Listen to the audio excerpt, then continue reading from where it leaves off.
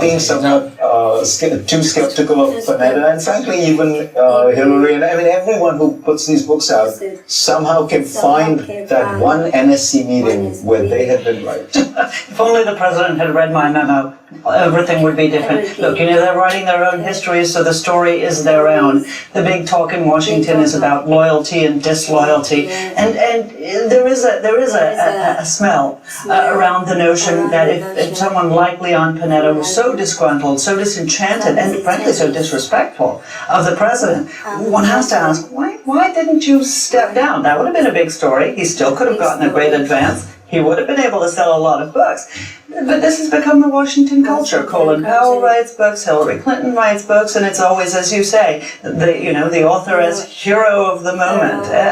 Of course it's not true. The challenges are much more complex. The situation is much more complex.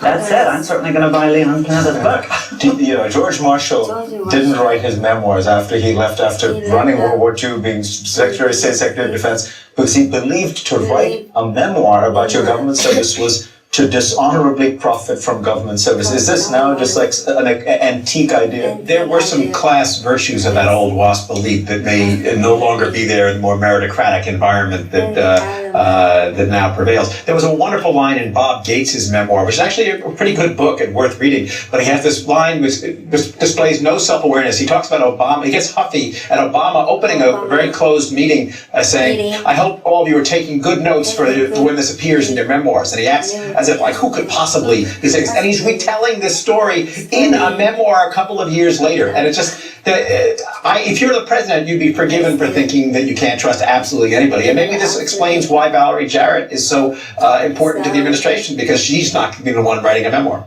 Do you think that Obama, that this White House is so centralized, so controlled, that this is kind of an inevitable aspect of operating in that way?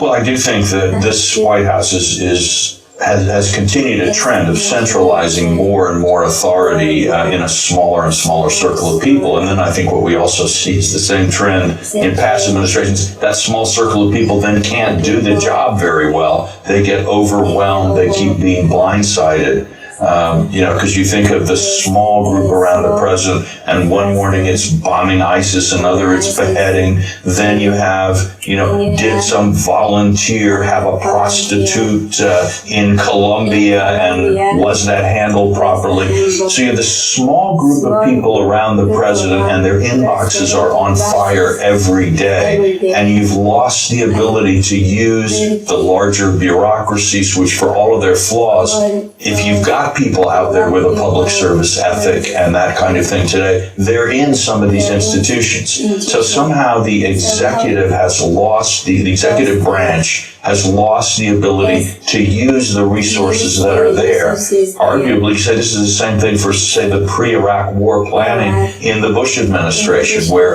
a small circle of people concentrated authority. And